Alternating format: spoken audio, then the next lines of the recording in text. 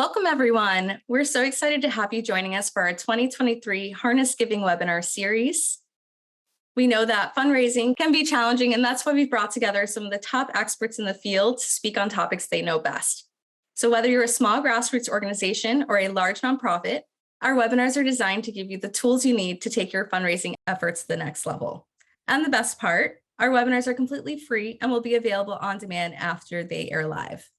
So for those of you who may not be familiar with Harness, we're a donation management and fundraising platform that makes it easy to steward donors, start and grow your recurring giving program, and even handle event registration and ticket sales.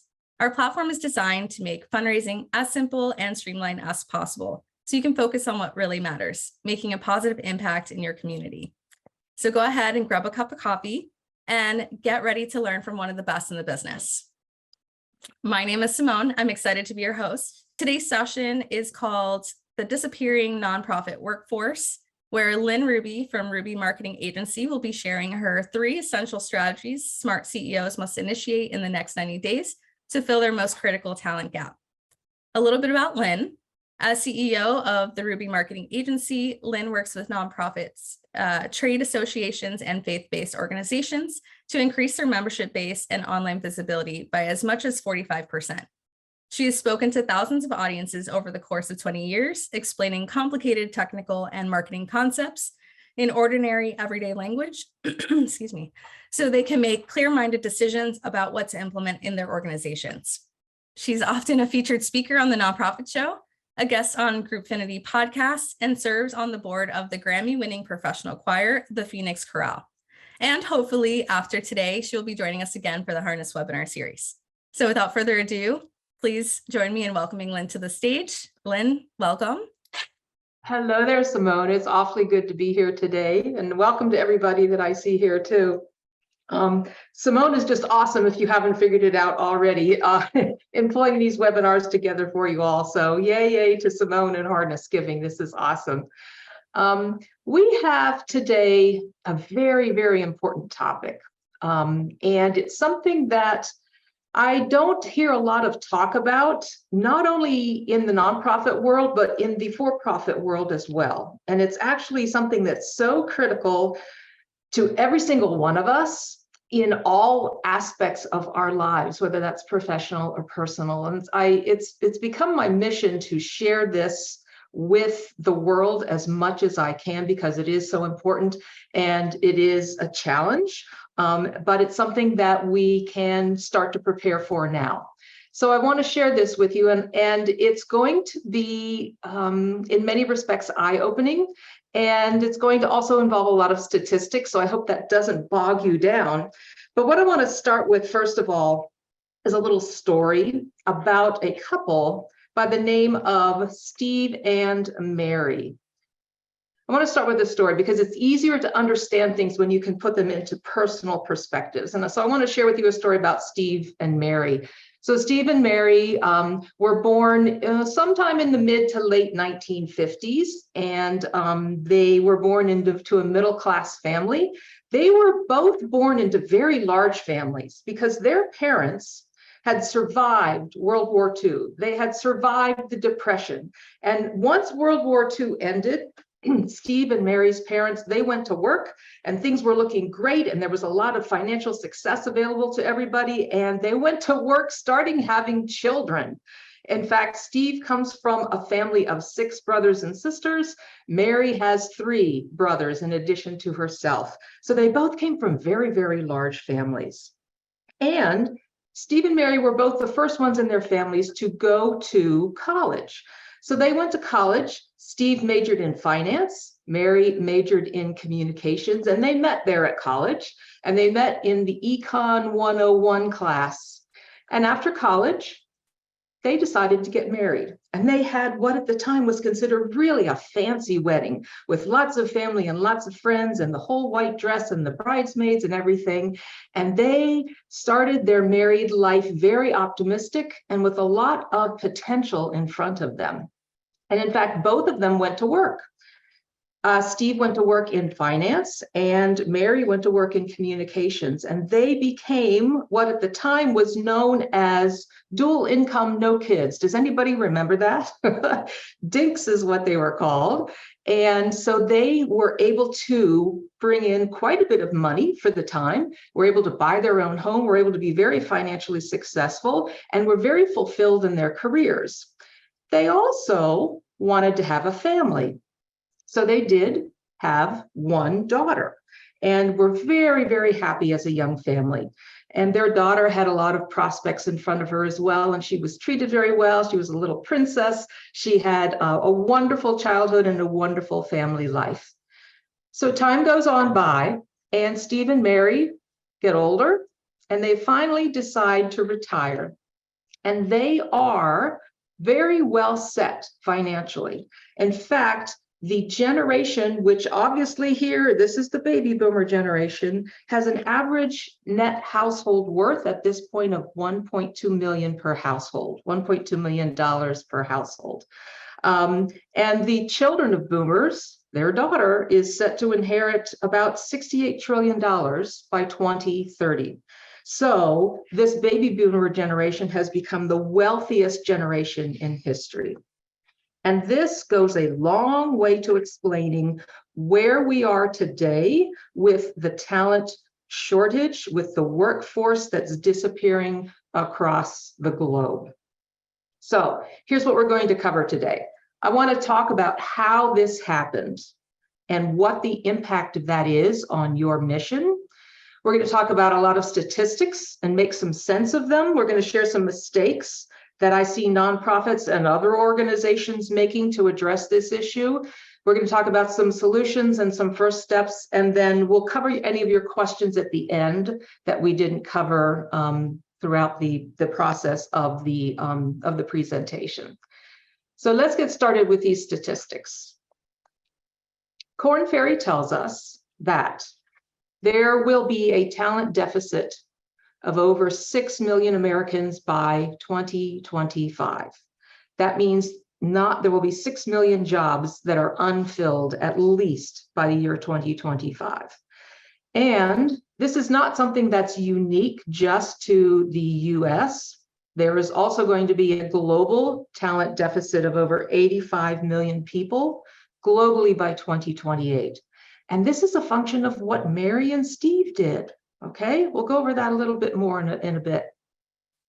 And so what this is called, it's called by many different names. It's called the demographic drought. It's called the vanishing workforce. It's called the sansdemic, meaning without people. And it's something that's been happening for a long time before we even have been talking about it, because it started happening when Steve and Mary were getting married and having only one child.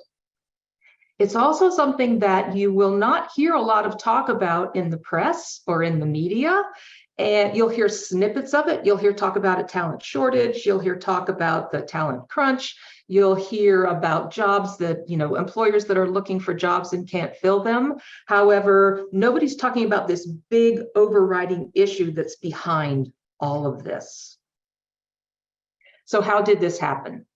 This happened because, number one, boomers are retiring, and they were a huge generation with a lot of talent and a lot of knowledge, and they're retiring and taking a whole lot of knowledge and skills and cultural background along with them. We're losing that. In a normal year, 2 million boomers on average retire. In 2020, you know what happened in 2020, right? We had 3.2 million boomers retired. So there's been this mass exodus of boomers from the workforce. That's a piece of this. Another piece of this is that the boomers, Steve and Mary in this case, did not replace themselves. So they had one child, and there's two of them. So in order to maintain the population in the United States, every couple needs to reproduce 2.1 children. And however, the boomers created 1.7 children per couple. So they didn't replace themselves. So the generation that's coming up from behind is a lot less in numbers than what the boomers are, what the boomers were. Okay. And then a third issue that happened is because people like Steve and Mary were able to amass a great deal of wealth through working, both of them working and having relatively fewer children, they have a lot of money to now pass on to their children. So these boomer children are set to inherit about $68 trillion by 2030 will be this massive movement of wealth and is wealth inheritance of wealth. And as we all know and how we've talked about for years is that the children of boomers have a very, very different attitude and expectation of what work is for them than did the boomers, than did their parents. We hear talking about this quite a lot. So you couple that together with the fact that there's not a lot of children of boomers coming up through the ranks to replace the boomers. They have a lot of money, which is a disincentive. Why do I need to go to work if I'm going to inherit a whole bunch of money? Or why do I have to work as hard as my parents did? And couple that with their attitude towards work as well. So then what also happened is, of course, coronavirus came along, COVID came along, and as it did with a whole lot of things, purely accelerated this trend of the retiring, so that, and the kids even opting out for work. Because we know that in 2020, February of 2020, right? When did the pandemic start? I think it started like March 2020. 70% of US businesses at that time were reporting a talent shortage. So this was happening before COVID even hit. This was something that's been happening for 20 plus years that we haven't paid much attention to. And it's really difficult now to go back and fix this because we have the history of the whole boomer generation that we cannot go back and create more children to replace the boomer generation. We simply cannot. So we are headed towards this slowly but surely, towards this demographic drought that is only going to get worse and worse. We do hear talk of it in the press in terms of, you know, the quiet quitting and the great resignation and so forth. But this goes much deeper than that because of the history of what happened with the baby boomer generation. So think about this from even a personal standpoint, because this is going to affect every area of our lives. We are going to be lacking people to work in our nursing homes, to drive our trucks, to harvest the food, to work in our restaurants, to work in our factories. It's going to affect every area of our life. And you even know this is happening now because when we go to the grocery store, what do we have to do? More and more and more. And even Target and Kohl's and CVS, you know, we are checking out our own groceries, our own products at these stores. And so the work that was normally done by workers in those areas are being pushed more and more onto the consumer. And that is what is going to happen even more and more as we continue forward in time. So what about nonprofits? Nonprofits in 2021, like right in the middle of the pandemic, right? The National Council of Nonprofits did a survey that reported that 33% of nonprofits reported a vacancy rate of between 10 and 19%. 42% of nonprofits, an even greater number, reported a job vacancy rate of between 20 and 30%, meaning that a full 75% of nonprofits are experiencing a vacancy rate of between 10 and 30%. And this is significant. This is significant. This is even worse than it is in the for-profit sector. This is affecting nonprofits' ability to fulfill their mission. And we know this from some stats that are coming out. There are nonprofits turning away new referrals and it's getting worse. In 2021, 77% of nonprofits in the disability community were turning away new referrals due to insufficient staffing. And in 2022, that increased to 83% of nonprofits who were turning away new referrals due to insufficient staffing. There's also nonprofits who are discontinuing programs and services due to insufficient staffing. In 2021, the rate was about 58%. In 2022, again, it got worse at 63%. And nonprofits struggling to achieve quality standards due to insufficient staffing went from 81% in 2021 to 92% in 2022. So this really goes to the core of why nonprofits are in existence, is to fulfill their mission, to provide the services, to make a difference in people's lives. And so this lack of staffing, this talent crunch, this disappearing workforce is creating real problems for nonprofits who are unable to provide what they exist for due to insufficient staffing.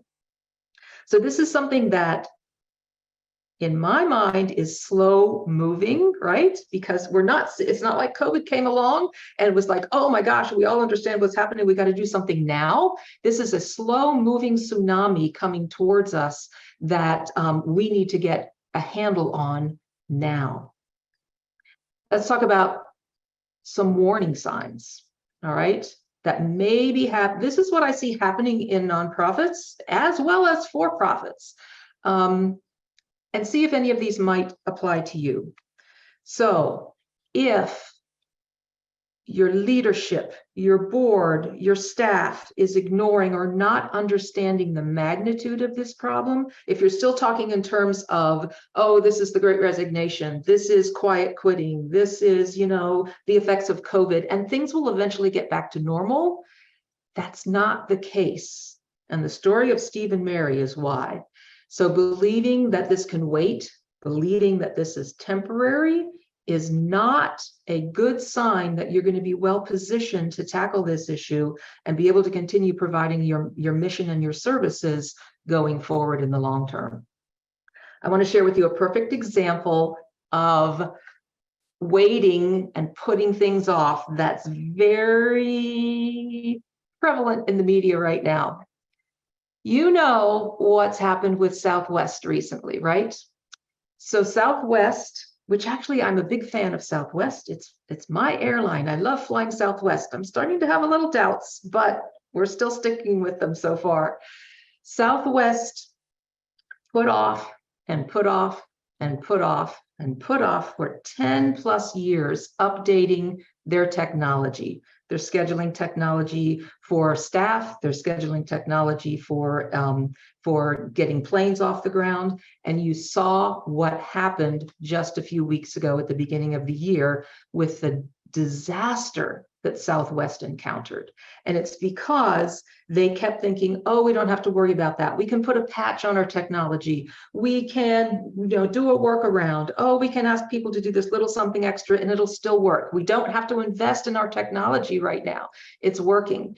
But eventually, over time, it all fell apart. And this is what I don't want to see happen to you as the leader in a nonprofit, because it's so critical.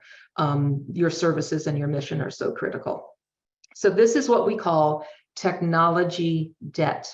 This is what the price that Southwest is paying right now in terms of image and culture and dissatisfaction among their employees, who have historically been extraordinarily loyal and lovable to the airline. They're paying the price right now. In fact, I received an email, because I'm a Rapid Rewards member with Southwest. I received an email a couple of weeks ago from the president who, this is interesting, I cannot remember his name because he's not Herb Kelleher. I knew all about Herb Kelleher. I don't know this new CEO. Anyway, this email, this long email from the new CEO talking about what happened, why it happened, what they're going to do about it, how they're going to make restitution, how they're going to fix this problem. This email went on and on and on.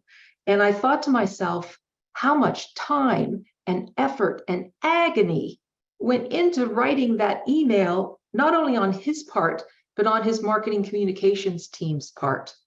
And the shame and what he had to do to stand up in front of everybody and say, my fault, we did you wrong, we're going to fix it. But all of that could have been avoided if they had addressed this issue back when it wasn't, quote, urgent, and they actually fixed it with updating their technology. So we don't want you to experience something like that because you're not addressing this issue now before it gets to the disaster stage. Another warning sign is if a nonprofit or a for-profit is leaving this issue up to HR 100%, that is a problem. That is not going to be the solution to this issue moving forward, because the old ways of doing things are not going to work 100% anymore. And all areas of the organization need to be involved in solving this issue, not just HR. So from your board to HR to marketing to technology to your employees to fundraising to programs and fulfillment, all of these areas need to be involved in this issue, providing their input and understanding the dynamics of it and the importance of it. There is a human services agency that an associate of mine works with, who is in the area of the East Coast. They provide early childhood development, education, mental health services for vulnerable young children and families, a very, very important service to their community. And they are going through a mini disaster of this talent crunch, of this disappearing workforce. Here's what's happening for them. They have a very poor onboarding process. They have an overwhelmed human resources director who is actually sometimes hostile to their applicants and employees. So this is a perfect example of you cannot leave this all up to your HR director, your HR department. They have very high turnover. They do not have a talent management strategy, which considers the employee journey from hiring to career development. They cannot expand their services. They cannot spend the funds that they already have in place because they don't have the talent to be able to use those funds. So this is a perfect example of an organization that is experiencing this disappearing workforce and the direct impact it's having on them not being able to provide their services to a very much needful community. And they have money sitting there that they cannot use. And that's just tragic. That is just tragic. We don't want this happening for you. So when COVID hit, Simone shared that I'm on the board of the Phoenix Chorale, which is a wonderful organization. And I want to give you an example of how, when COVID hit, and it was an emergency, right? Everybody understood the impact. Everybody understood the importance. Everybody understood how urgent this was right now to address. So this little case study here of when COVID happened with the Phoenix Chorale, we sat down as a board and we created a strategy of what to do. We had emergency board meetings. We surveyed our patrons. We gave them the option of turning their tickets into donations because we couldn't do live performances anymore. We involved the staff. We applied for emergency grants. We implemented remote work. We talked to our sponsors. We shared things on our social platform. We talked and did a survey of, will you come to a concert if we require masks? Will you come to a concert if we require vaccines? And we communicated throughout all of these audiences, all of these areas, because this was an emergency. And we understood it implicitly because it was right on our doorstep. Now, we have this emergency with the disappearing workforce. And unfortunately, I don't see the same type of urgency behind this that COVID created. And in my opinion, we need to have the same type of an approach. We need to have the same type of urgency to it that we did with COVID, because it is coming. In fact, 45% of nonprofit employees are going to be seeking new jobs by 2025. And I've been talking about this for, a year and a half now, I think. And at that point, 2025 seemed like a long way away. It's not so far away any longer, is it? That's a scant 2 years away. So we need to get on this issue now.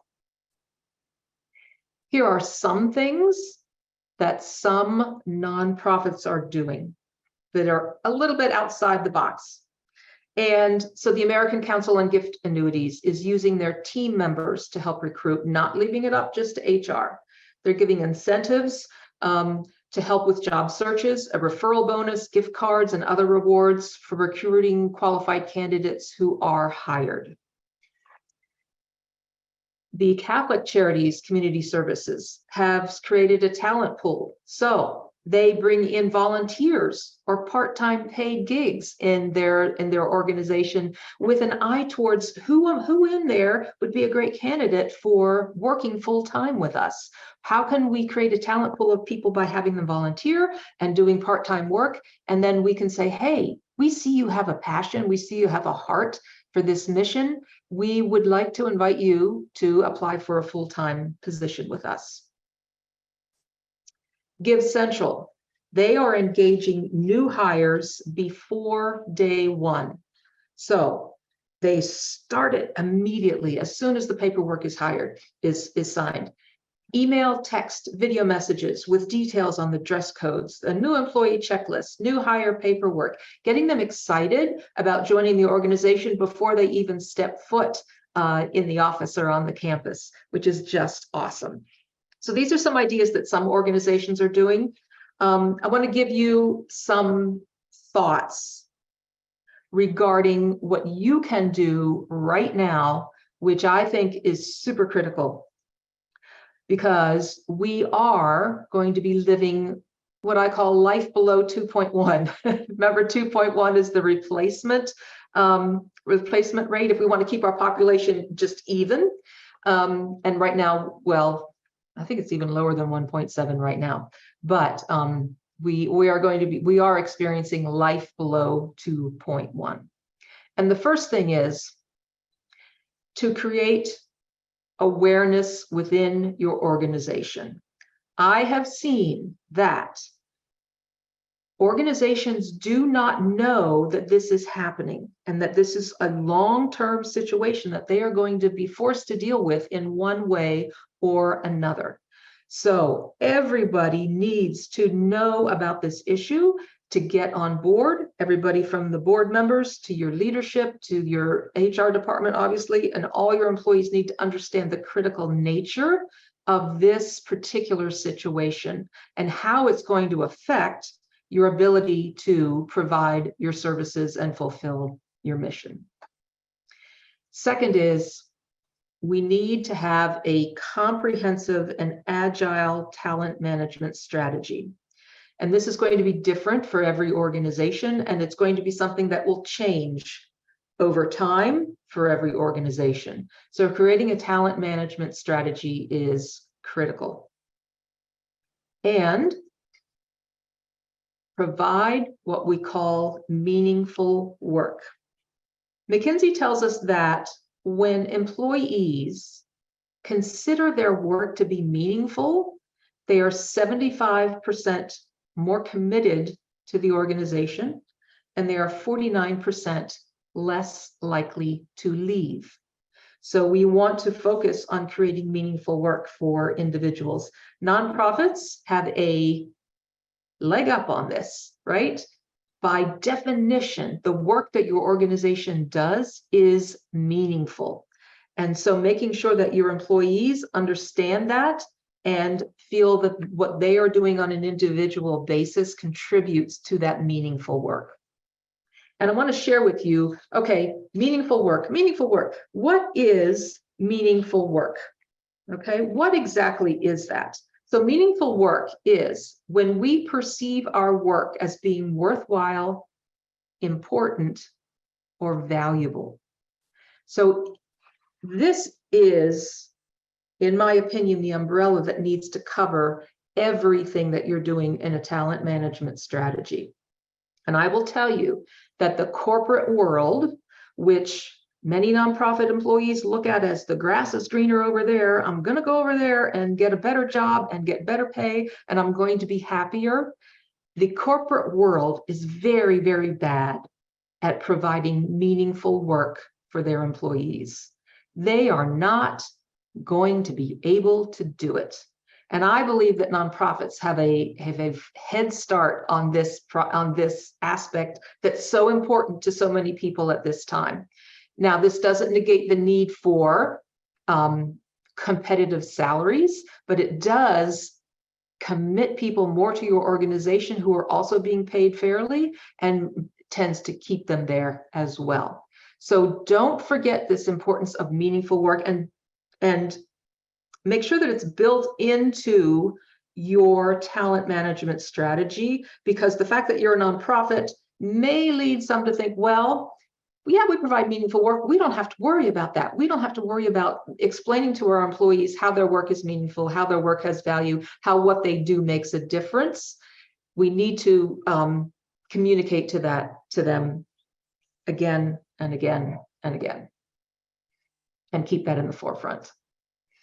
So some things that may go into a talent management strategy, and this is important for leadership, HR, marketing, the technical department, your programs, your fundraising, to all be understanding this and playing a part in it. It may involve outsourcing your talent management strategy. It may involve some non-traditional hiring. It's called quiet returning. We heard of quiet quitting, right? So apparently 23 million retirees, the ones that I talked about that retired because they're boomers, they're considering returning to work. How awesome would it be to have them come back and provide their wisdom and their knowledge and their background to your nonprofit? They have slightly different needs when they come back at this stage of their lives. It's worth considering. We call that looking to the sidelines for untraditional hirees. Then increasing your digital maturity level. Salesforce tells us that only 12% of nonprofits are digitally mature, and those that are 4 times likely to achieve their mission goals. So you can use technology, your digital maturity, to leverage your people, provide them the tools that are going to make their lives more meaningful, make them able to provide the services to your clientele much more easily and much more elegantly and much more quickly. You might need a marketing communication strategy regarding meaningful work. How are you communicating to your current employees, your potential hires, your volunteers, your staff, your leadership, that the work they're doing is meaningful? This requires a communication strategy. It might involve remote or hybrid work. It might involve providing childcare and other things that folks are dealing with. So there's a lot that goes into this. This is not a quick fix. This is not a let's do this one thing and everything will be solved. And it's not a short-term solution either. This is something that's going to need to be addressed for at least the next 20 years to address this issue and make sure that you're able to continue providing your mission and fulfilling your mission and providing your services. The place to start is with awareness. Because, as I said, there are not many folks talking about this in this term, all right, in this terminology, with this understanding of the depth of the issue and the timeline of this issue. So I would ask you, who else needs to hear this? Who else in your organization needs to know about the background and the history of why this is happening and how it's going to continue happening? Is it the leadership team? Is it your board? Is it your management team? Or is it all of the above? And if there are those of you out there who say, you know what? Yeah, we need to communicate this to our board, to our leadership team. I would be glad to offer you what's called an encore presentation. And this can be done in person or virtual.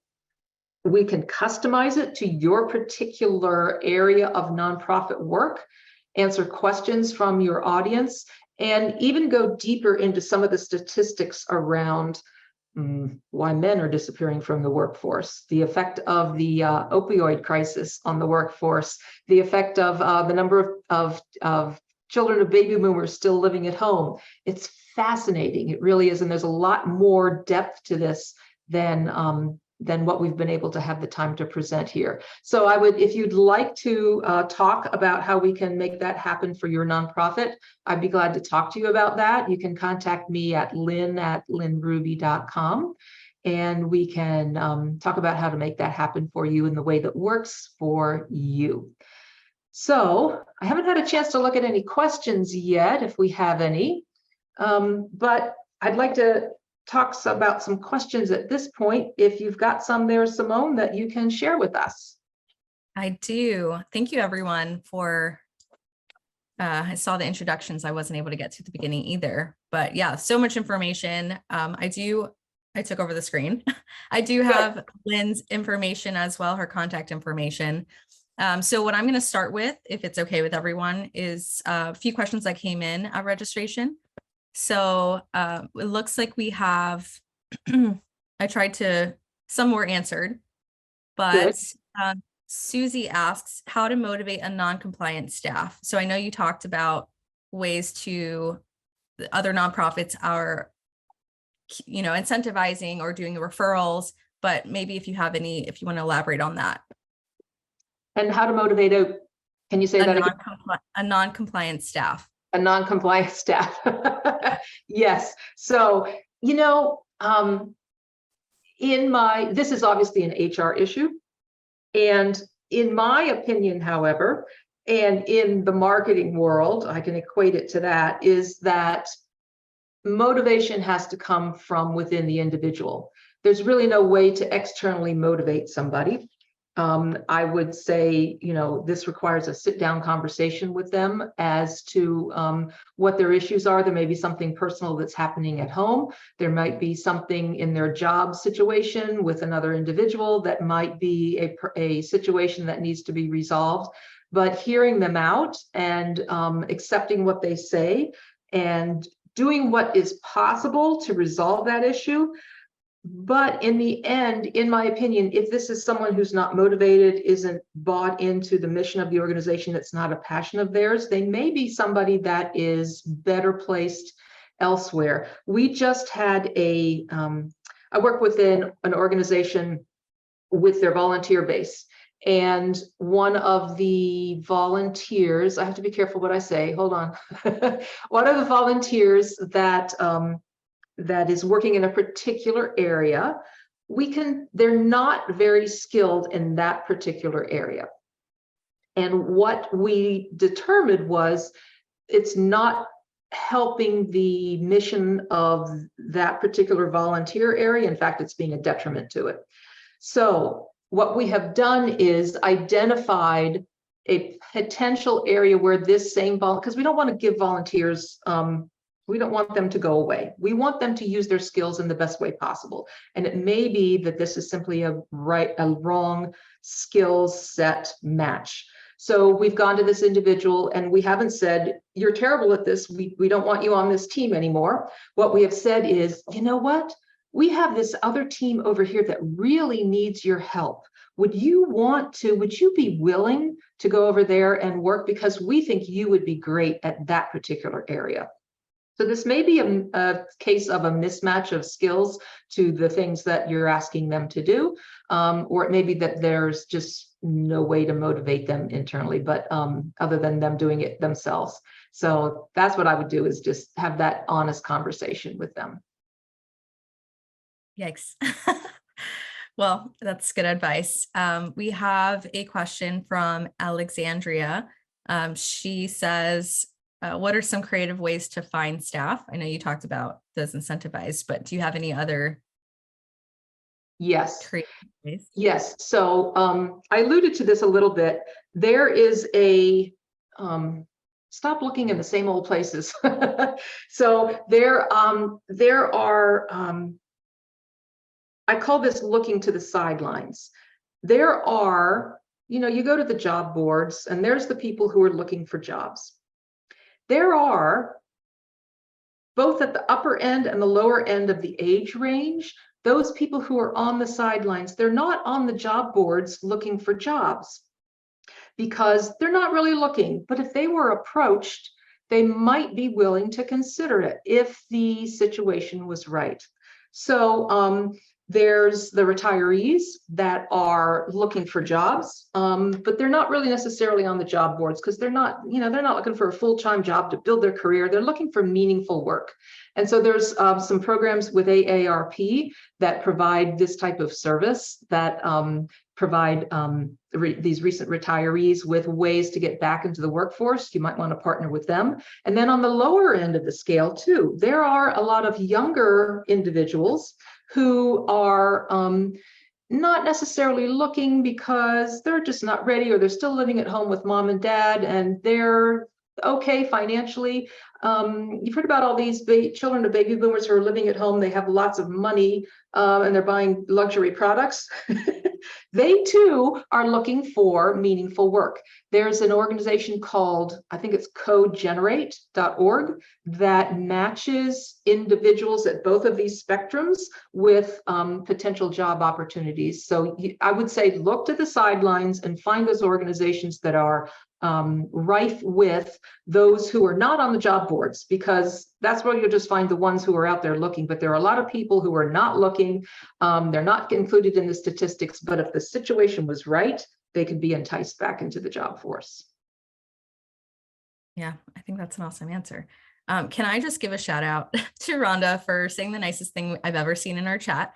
She says this has been the most insightful Zoom meeting I've listened to ever. So thank you, Rhonda. That's a big kudos to Lynn. And also asks if the recording will be sent out. So yes, the recording will be sent out, but the slides will not. Just want to make that clear for everybody. But do appreciate everybody who's listened and been here for them. So I do have a question that is relevant to her comment about the board. So what advice do you have for getting a board on board with these strategies, and how can they be effectively implemented within an organization? I know we didn't really touch on the board, but. Right. So getting the board on board is very important. And that's why I've offered this encore presentation, especially for boards, because yes, you can share the Zoom recording with them, and it's not as impactful as if there's somebody live talking to them about it and couching it specifically in terms of what it is that organization's mission is and what the board is there to accomplish, and answering questions specific to that organization and that board, because each board will have a different aspect of what their concerns are. And to get the board on board,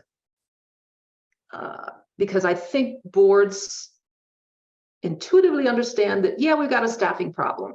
I doubt that they understand the magnitude of it or the history of why we're where we're at and how this is going to be a problem for the long term. And so two things: to communicate to that board how much this is going to cost them in dollars if they don't fix this issue now, if they don't start to fix this issue now. Boards are very focused on dollars, and emphasizing to that board, we're probably not going to be able to do X, Y, and Z if we don't have talent in place to fulfill this mission. We're not going to be able to feed those homeless. We're not going to be able to provide housing for these families. We're not going to be able to provide physical or mental health services for these families if we don't fix this issue. And bringing it down to those two things, it's the money and it's the mission. We're going to not have either of those if we don't address this issue now. Oh, yeah. All right. So if anybody has any questions, go ahead and add them now to the chat. I have one more on my end. And if there are no other questions, we have the contact information for Lynn on the screen. So last question that I have, how can we track and measure the effectiveness of our staff shortage management strategies? So say that again. How can we track the effectiveness? Yeah, how can we track and measure the effectiveness of our staff shortage management strategies? So this is assuming they already have staff shortage and they're trying to measure effectiveness. Right, of the strategies that they're going to put in place. So a couple of, so this gets down to numbers, right? Calculate at the beginning, like right now, what is your current vacancy rate? What is that percentage? And okay, so that's baseline number one. What is our turnover rate? Okay, how many people do we have on average leave over the course of a year? That's our second baseline number. And then you might consider doing some type of survey, baseline survey of your employees, whether that's a written survey or in-person interviews, to ask them, how meaningful do you find this work? What is it that is beneficial to you? What is it that's causing a problem in you being able to fulfill what it is that you do and helping us fulfill our mission, and using that survey as a baseline. And then 6 months, a year, however, you start implementing your talent management strategy, you measure those things again. And are they going up? Are they trending up, or are they trending down? And some pretty basic things to measure and make sure that what you're doing is actually working. Great. So if that's all the questions, I do hope that you found the insights that Lynn shared valuable. I know there were a lot of actionable pieces there. There were a lot of examples. So I know I learned things. But as a reminder, Harness Giving, we're committed to providing you with the best fundraising expertise and knowledge. So that is why we bring experts like Lynn from various fields to speak on topics that they know best. So if anybody has any questions, I'm leaving it open for 2 more seconds, but just a quick reminder, all the webinars are available on demand after the live event, so you can watch them at your convenience. I will be sending them either later today or tomorrow at the latest. Please take 30 seconds to answer our webinar feedback survey so we can continue to improve these sessions. And if you have any further questions, Lynn is happy to follow up, and we're excited to hear about that encore. So let me know, Lynn, and I will also send it out to everybody as well. Don't forget to mark your calendars. Join us for the next webinar. We actually have one later today. We will continue to bring the latest and most relevant information on fundraising. So thank you, Lynn, for your time and all of this super valuable information. And everybody else, we look forward to seeing you next time. Awesome. Thank you, Simone. All right. Bye. Bye, everyone.